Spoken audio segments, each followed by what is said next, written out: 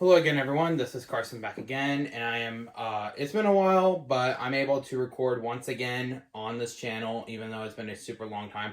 I've been met with some challenges over the past few months, and sadly, my dog passed away, so that's pretty much that. Still in the process of grieving, but I did celebrate my 20th birthday not too long ago, and as a birthday gift from the Smash development team, the last three Fighters Pass characters, Amiibo, finally arrived. And I'm very happy to have gotten them. So I'm going to go in fighter numerical order, and let's go and get this review started. So I'm going in fighter numerical order, and I'm going to state my thoughts on each of the characters and how well they look. And I'm also going to turn the turntable on. There we go. I had the other, as you guys know, if you haven't been keeping up with me on Instagram, I'm not that active on Twitter, but I'm more active on Instagram if you guys are curious. I have the other two Fighters Pass characters, Joker and Hero respectively. And I guess if you want to count him, I also have Piranha Plant as well. So let's start off with probably, in my opinion, the main attraction of Fighters Pass 1, Banjo and Kazooie. Words can barely describe how happy I am to see this one as an amiibo. Especially, let alone a fighter in this game.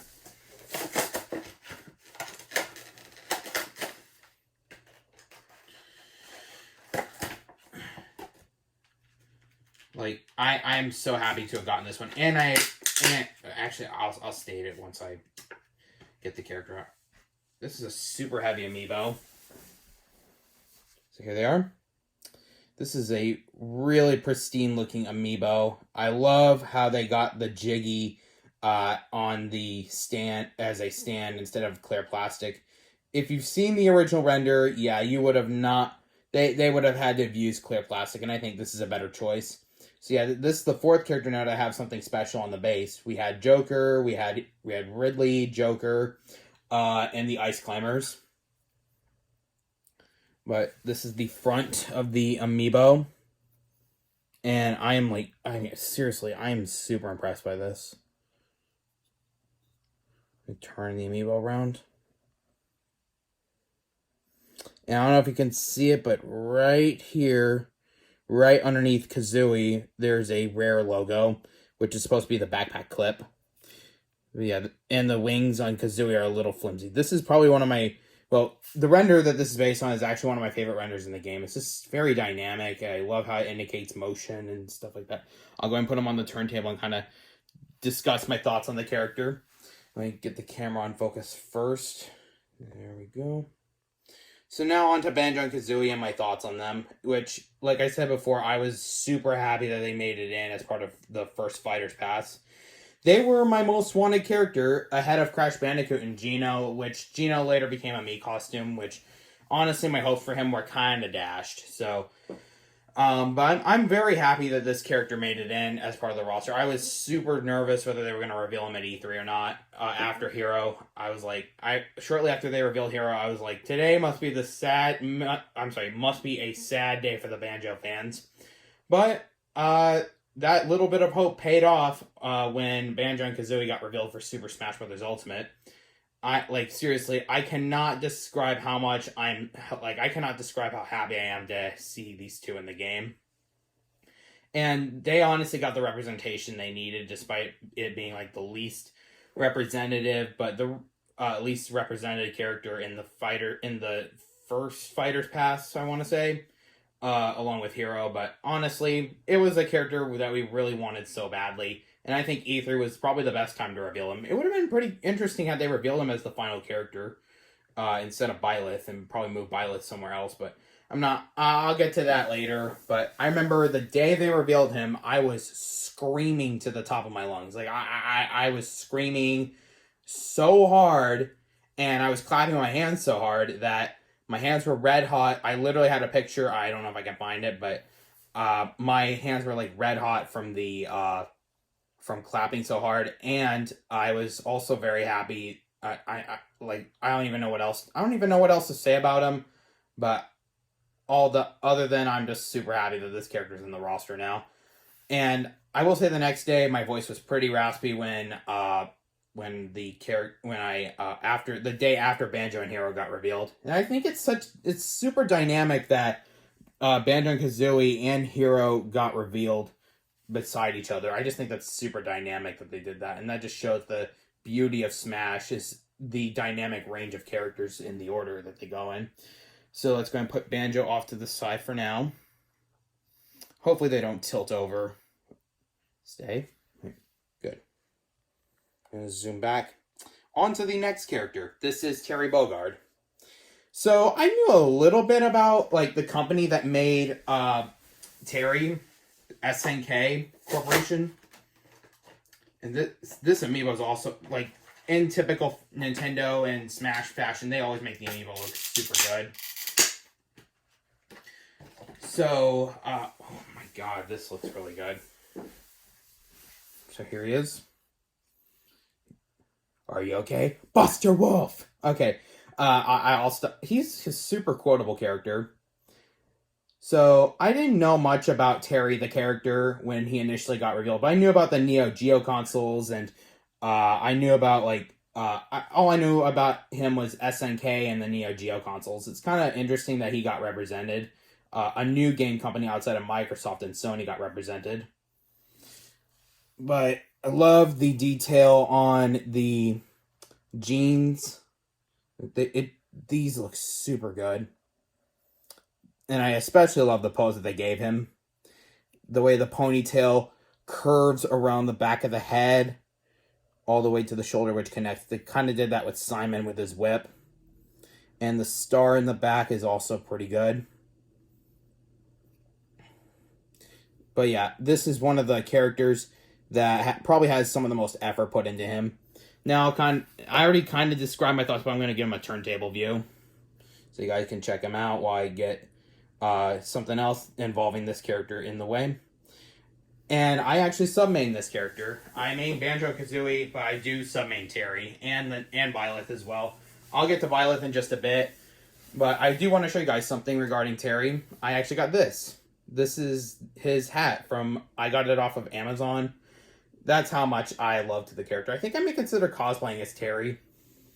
But, yeah, and I want to shoot... I'm having a brain fart all of a sudden. I want to show off his hat. A little different than the one that I have, but it's still impressive that they were able to get Fatal Fury on there. It's a little blotched, but it's alright. I mean, it's super small, so... But yeah, this is easily one of my favorite characters. Not like my all-time favorite, but this is definitely one of my favorites in the first Fighter's Pass. So I'll give him a rotation view for a bit, and then we'll go on to the last character. Actually, originally our would-be final character, but I'll talk about that in just a bit. But this is a super impressive character. And the way Sakurai presented Terry Bogard in the presentation along with the stage was beautifully executed. He was very enthusiastic. You could tell he really wanted to get this character out there and get the appeal of him. I just think it's really amazing. And the fact that they take the invitation motif from, I think it was either Fatal Fury or King of Fighters. I can't think of which one because I haven't done much research about the Fatal Fury and King of Fighters games. I will say the fact that you get to see the stamp of the red envelope is a really nice homage to this series. So I'll go ahead and move Terry away. Put him right here. Now then, on to a pretty controversial character when he came out. And our would-be final character. This is Byleth. And I want to point out something before I open him up. The pre-production pictures of Byleth, his sword was a little bit lighter in color, and it looked super ugly. It just didn't really look like the sword of the creator at all. But I'm very happy that they got this corrected. So let's go ahead and open him up.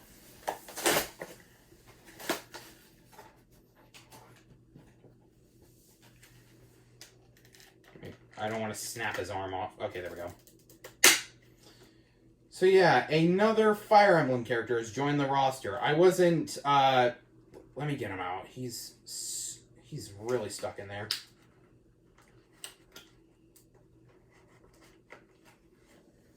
I do have some things I gotta say about Byleth. I mean, I know it's been a while since the entire Fighters Pass lineup has been revealed, but I still gotta mention this. He was not only the first fighter I recorded my actual reaction to, which I'm not sure if I should post or not. But because the reason I'm kind of hesitant to post my reaction to any fighters Byleth onwards is because my reaction doesn't really feel that genuine. I just don't feel like it really feels that genuine. I'm not sure if I should post my reactions or not. But yeah, another Fire Emblem character. I wasn't too happy when they revealed him, but I was protected by the fact that we were going to get more characters, which ended up being Fighters Pass Volume 2. So here's a look at the sword. Let me see if I can get it to... There we go.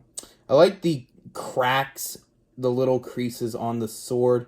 The flames are kind of a little off, but that's expected because we had Corrin.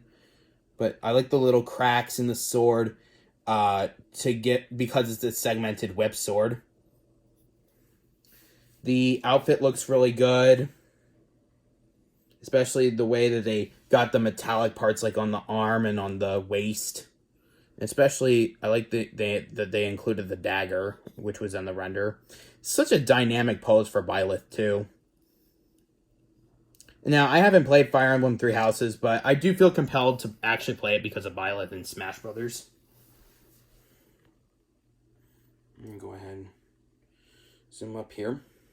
And I'll let him rotate around just a little bit, and I'll kind of discuss a few things about him. So, out of every single DLC character that's been presented, all the way up until Pyra and Mithra, this is probably my least favorite character out of the entire DLC lineup.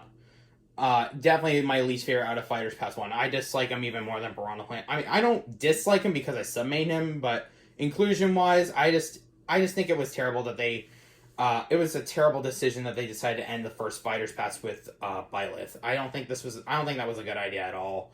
If anything, it just left a really big black mark on the Smash community, especially with how vitriolic they became when Byleth came out, and we were stuck with him for months and months on end as part of the roster until the other characters came in, which I know Fighters Pass 2 has had some pretty mixed reviews, but I like Fighters Pass 2 despite me not really liking Pyra and Mithra that much.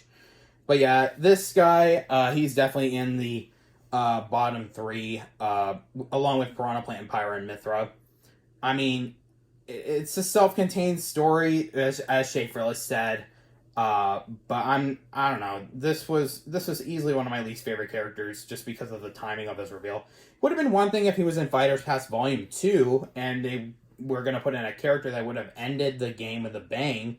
But no, this is basically what we had to endure. But I didn't think he'd be at the end of the first Fighters Pass, which... And at least they try to differentiate the Fire Emblem fighters like Corrin, Robin, and I guess you could probably say Ike, because I know a lot of people argue that the Fire Emblem fighters are a little too samey, but that's basically, I mean, with Smash fans, it's kind of hard to say, because I know the Smash fans can be pretty vitriolic about their characters, especially if it's a character that they wanted or don't want. I know Jaywitz didn't want this character at all. Would have taken the house leaders, but we got Byleth, so yeah, this is pretty much our Fire Emblem rep for the game, our new Fire Emblem rep, kind of like what they did with Incineroar with Pokemon. I don't even know if we're going to even get a Gen 8 Pokemon, but I won't be upset about that, unless it's Cinderace, then yeah, that's where I have problems. I may make a video one day where I talk about characters I don't want, but I don't know about right now, though. But that's basically it for the first Fighters Pass. I hope you guys enjoyed this video. I'm going to go ahead and line them all up here, so you guys can just take a look at a turntable of them. And I just dropped the block. That's great. But yeah, I'm very satisfied that I've gotten all the first Fighters Pass characters. Very, very satisfied. And I mean, you know, I have to put all the original Fighters Pass characters on here, just because. And I know, like, Smash fans were particularly obnoxious when Byleth came out, but I wasn't one of those, even though I expected him to be in the roster for quite some time when he was, when all this stuff about him was going about. But anyways, that's it for this review. I hope you guys enjoyed this video. And definitely my favorite amiibo out of the three, if you're curious, is Banjo and Kazooie. I hope you guys enjoyed this video. I can't wait to see the second Fighters Pass characters as amiibo. Definitely Steve. I know people have been begging for Steve to be shown, but that's basically it. Hope you guys enjoyed this video. Leave a comment, like, and subscribe, and I hope to see you guys in a future video. Hopefully at some point in the future. Take care. Bye.